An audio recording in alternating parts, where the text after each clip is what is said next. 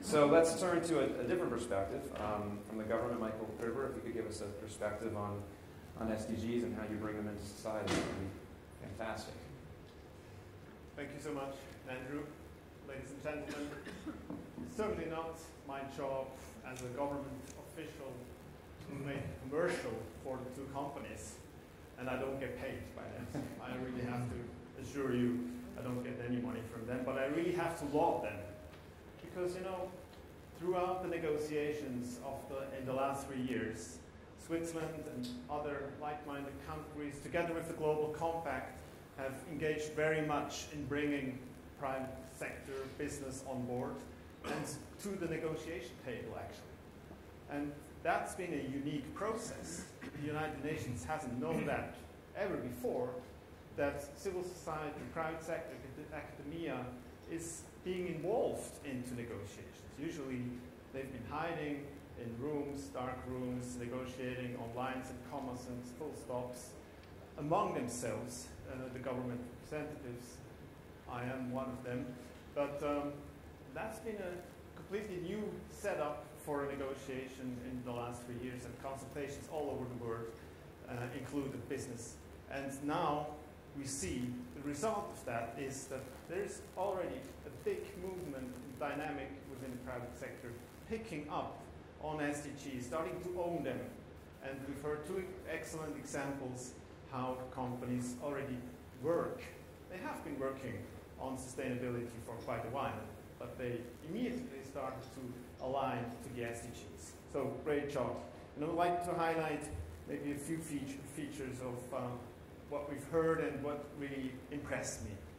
The Cities Changing Diabetes Initiative, I believe it's a real multi-stakeholder partnership involving business, private, academia, cities, even civil society, we've heard that.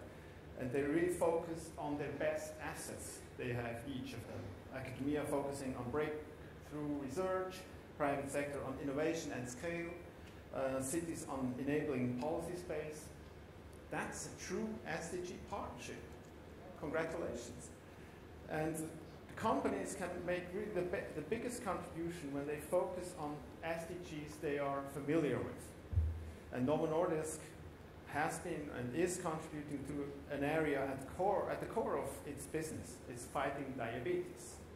And this focus on core business activities actually is making the difference between the real alignment to the SDGs and what we've had so far, corporate charity, CSR, etc., with not that high impact that we have expected in the past.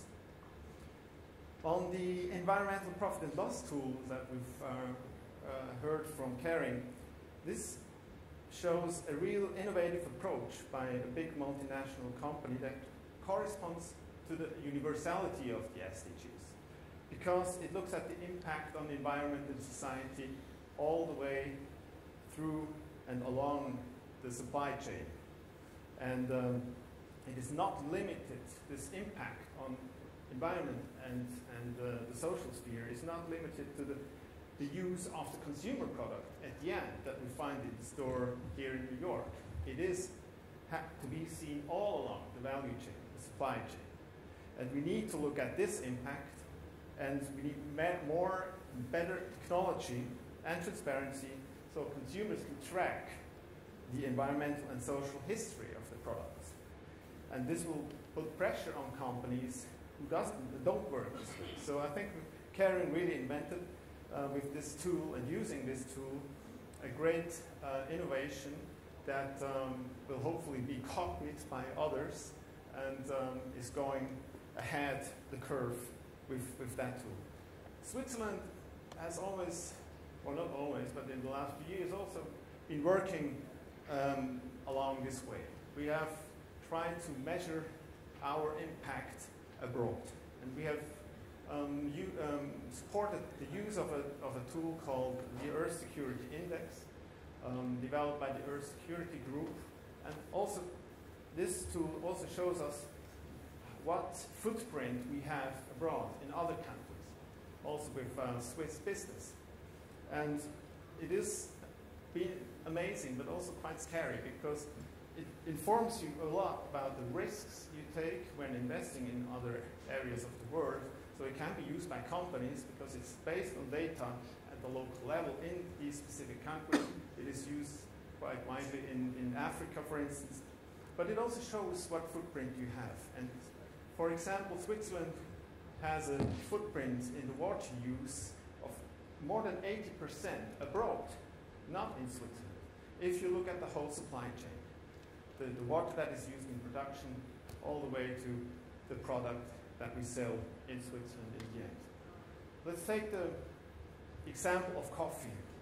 1 cup of coffee uses, or to produce 1 cup of coffee, we use 140 liters, or 37 US gallons in the whole supply chain. And that's why Switzerland started to enter into private-public partnerships. One, for example, with Nestle in Vietnam, working at the end of the supply chain, or the beginning of the supply chain, with the farmers, and reducing the water use by 40 up to 60%.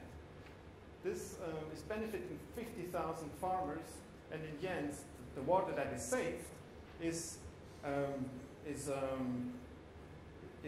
or covers the water demand of 2.5 million people. So public-private partnerships really can make a difference there if we can look at the whole supply chain and the footprint that we have in our consumption and production patterns. So thank you very much for your examples that you presented. I have already learned quite a lot at this summit. I'm very glad to be here, and I will take back a lot of lessons that I've learned. And I'm very excited to hear so many good examples and so much dynamic activity in the private sector. Thank you so much. Thank you, Michael.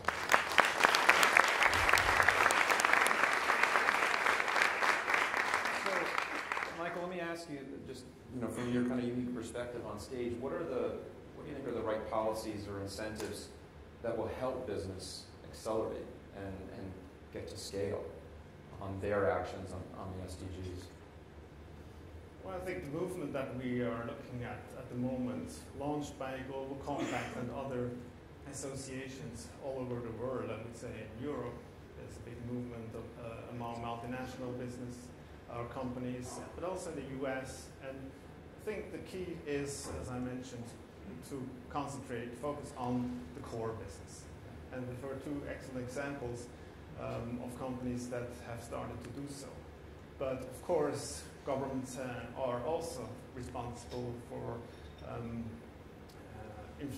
influencing enabling environments, and especially in developing countries. That's where International Cooperation of Switzerland works a lot on, in order to adapt policies that support business investment in these countries. So that can release capital from the private sector and not just have to come from the government. Okay, great.